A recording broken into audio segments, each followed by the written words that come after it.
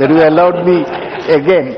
And I agree with you that the House should end at proper time at 6 o'clock. Yes. Your effort in this regard is very much appreciated. Yes. Hence, I'll be super short.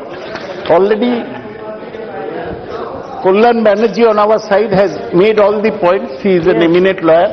All that I want to say, that as a member of the Standing Committee on Finance, we had 8 meetings on the Benami Transaction Bill, and we gave an unanimous report in which we said that a fresh law should be brought. Okay. I want to ask the Honorable Finance Minister that why is it that you chose to override the unanimous recommendation of the Finance Committee, in which a party colleague Nishikant Dubey was also a part, and go ahead with the bill? Question number 1.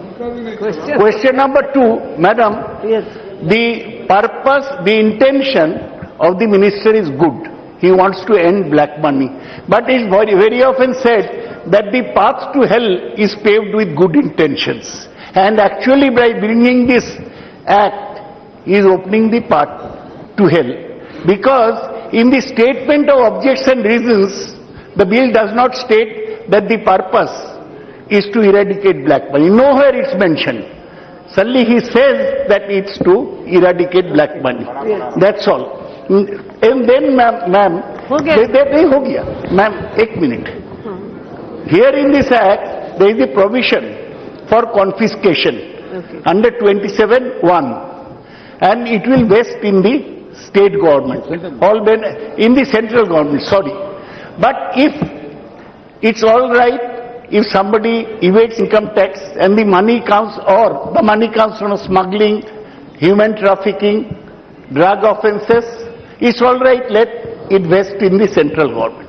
But say the state government allocates land, like it's done in many townships, whether for residential purpose, whether for setting up a factory, then why should it not vest in the state government?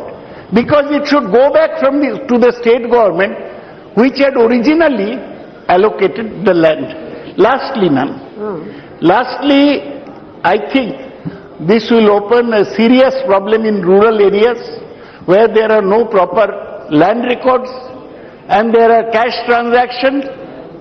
Lakhs of people will become homeless, and we have said that this will open the road to tax terrorism.